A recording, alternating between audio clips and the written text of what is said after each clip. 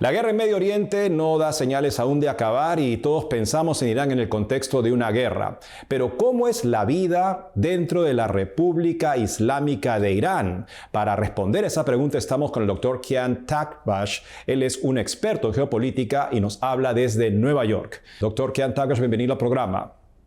Muchas gracias por invitarme.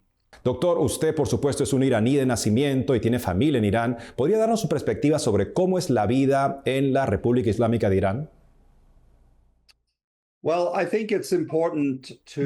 creo que es importante que sus oyentes y televidentes comprendan que Irán es un país muy grande.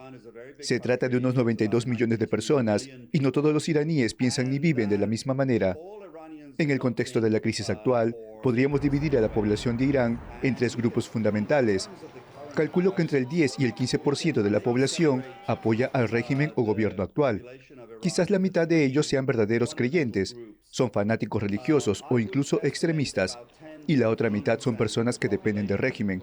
Su sustento, las escuelas de sus hijos, los hospitales, las pensiones, etcétera, dependen del gobierno y del régimen.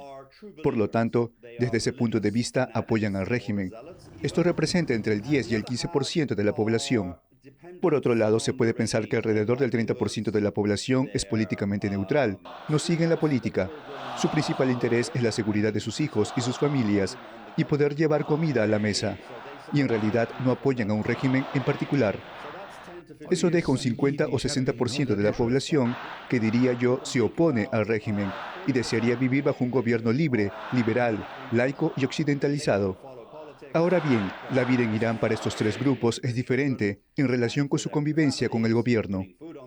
Obviamente, en la guerra actual, quienes apoyan al régimen están en las calles, apoyan la guerra, apoyan la lucha contra Estados Unidos y la continuación de los programas nucleares, etc. Quienes se oponen al gobierno en su mayoría deben expresarse, porque al hacerlo son brutalmente reprimidos e incluso asesinados por el régimen. En enero, manifestantes desarmados salieron a las calles de Irán y se estima que entre 7.000 y 10.000 personas o incluso más murieron en tan solo 2 días. Por lo tanto, quienes pertenecen a la clase media urbana y desean vivir bajo un régimen diferente, en su mayoría sienten miedo y por eso guardan silencio. Esos son los tres grupos. El tercer grupo en realidad apenas logra llegar a fin de mes, así que diría que esa es la situación general de la vida bajo el dominio iraní en la guerra actual.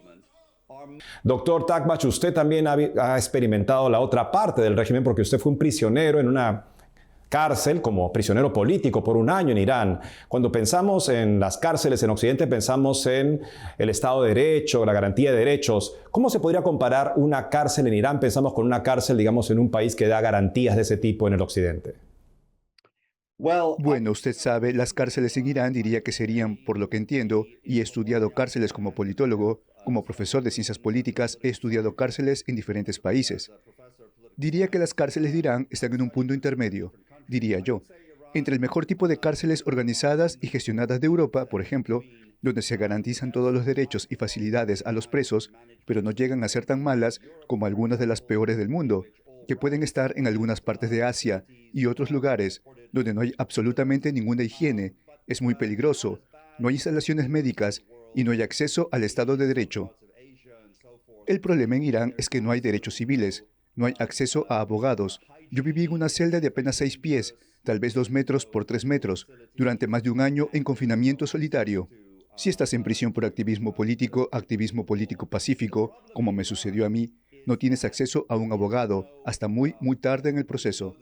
Te interrogan durante muchísimas horas, muchos meses, sin acceso a un abogado, sin que haya un abogado presente, sin saber nada, sin comunicación.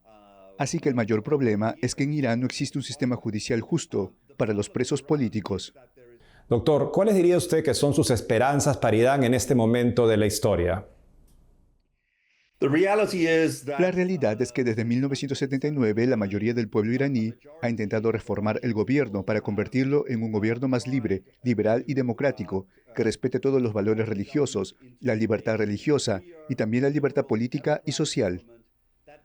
Mi esperanza es que si bien es muy trágico que la guerra y el conflicto formen parte de este proceso, me temo que es el gobierno de Irán el que está librando una guerra no solo contra los estadounidenses e israelíes, sino también contra la mayoría de su propio pueblo, que anhela vivir en una sociedad más libre. Por lo tanto, mi esperanza es que, como resultado de esta crisis actual, la dictadura iraní se debilite y que de alguna manera surja una sociedad libre.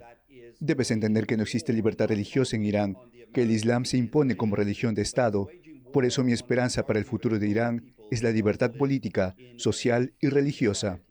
Doctor Kian Takbash, gracias por su perspectiva sobre Irán que nos permite acercarnos no solamente a un conflicto geopolítico, sino también a las personas que viven en ese país. Gracias por haber estado con nosotros el día de hoy. Ha sido un placer estar con ustedes. Gracias.